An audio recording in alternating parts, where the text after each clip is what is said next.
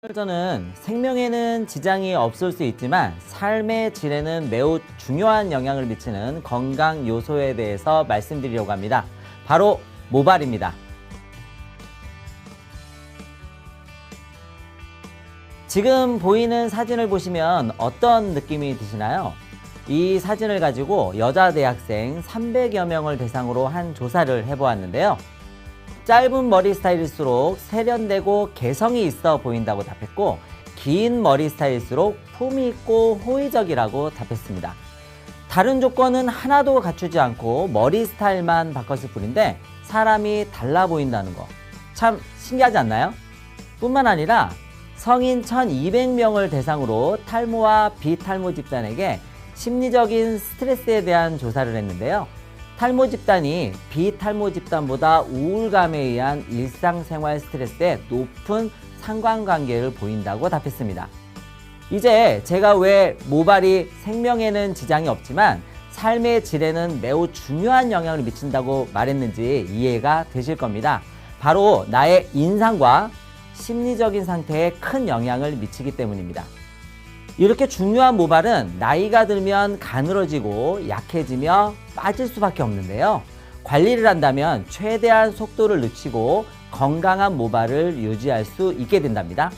관리라는 방법은 농작물을 키우는 것처럼 생각하시면 아주 쉽습니다. 농작물을 잘 키우려면 어떻게 해야죠? 땅이 비옥해지도록 영양분을 잘 공급해 줘야 하고요.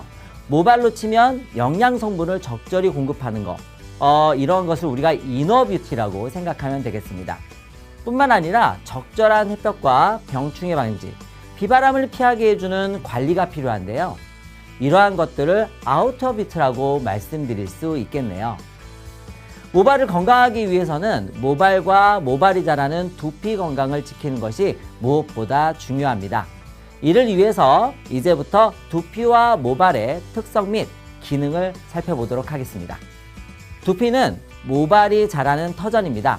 그리고 머리를 외부 환경으로부터 보호하는 장벽 역할을 수행하죠. 그렇기 때문에 자극을 많이 받을 수밖에 없어요. 뿐만 아니라 체온 조절, 피지, 땀 분비를 통해 배설하는 기능도 수행합니다. 두피 배설 기능이 원활해지지 않는다면 두피에 염증 등이 발생할 수 있다는 것도 기억해 두시면 좋겠네요.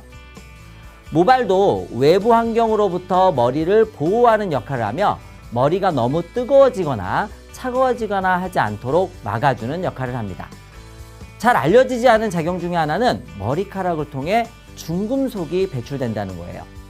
이러한 중요한 역할을 하는 두피와 머리카락을 건강하게 하기 위해서 섭취해야 되는 영양 성분들이 있는데요. 그런 것들은 어떤 것이 있을까요? 첫 번째, 아미노산입니다. 아미노산은 머리카락을 구성하는 요소로 작용하기 때문에 매우 중요합니다. 뿐만 아니라 두피, 피부 조직을 구성하는 요소로도 작용하게 되죠. 아미노산, 즉 단백질이 없다면 구조 자체가 만들어질 수 없을 거예요. 특히 시스테인이라고 하는 아미노산이 매우 중요하다는 거 체크해 두세요. 비타민 B군도 매우 중요한데요. B1에서부터 12까지 모두 고루 복용하는 것이 매우 좋습니다.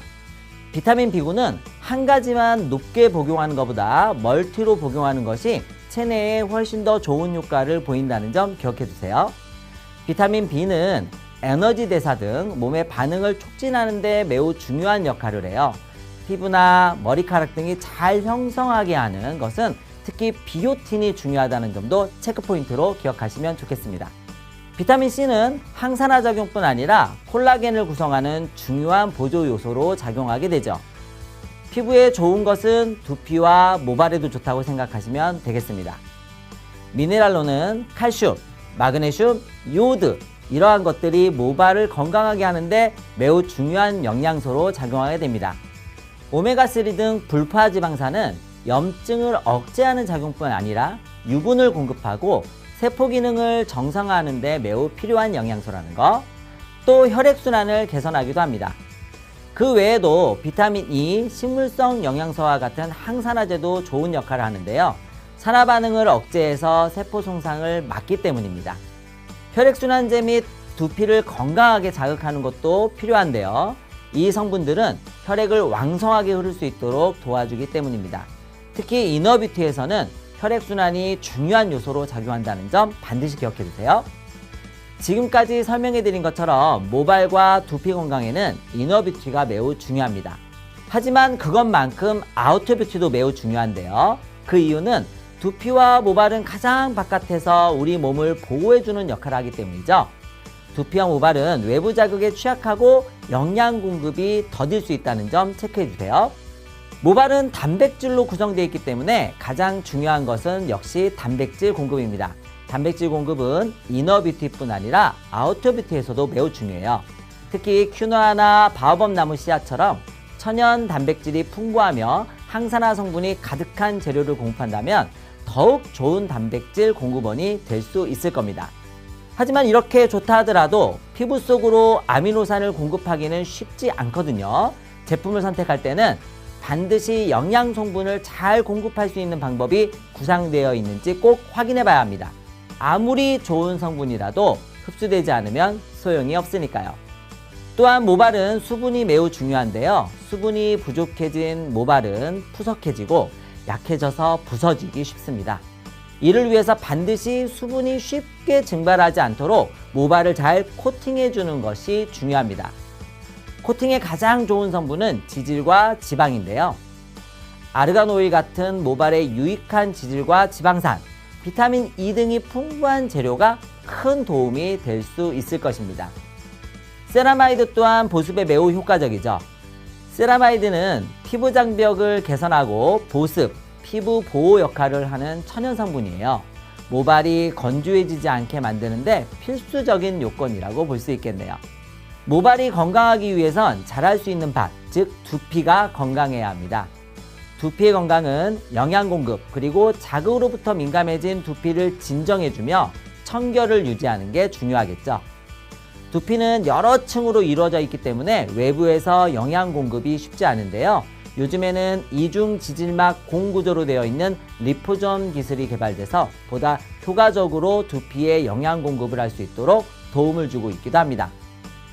피부 진정 효과는 천연 성분들이 도움을 줄 수 있죠. 특히 제가 강의 때마다 항상 강조하는 식물 영양소가 많은 도움을 줄 수 있는데요. 콩에서 유래한 피토스테롤 등은 피부 자극과 염증을 완화하고 손상된 피부를 개선하는 데 매우 효과가 좋은 파이토케미컬입니다. 알아두면 유익할 수 있겠죠? 외부에서 오는 자극을 막아내려면 피부 장벽이 강해져야 합니다. 아토피 피부 등에도 사용하는 세라마이드는 두피 자극과 염증을 완화하면서 강한 보습 기능으로 두피 건강에 매우 좋은 효과를 줄 수 있다는 점 기억해 주시면 좋을 것 같습니다. 생활하는 동안 두피에 쌓인 노폐물을 제거하는 것도 무엇보다 중요할 수 있어요.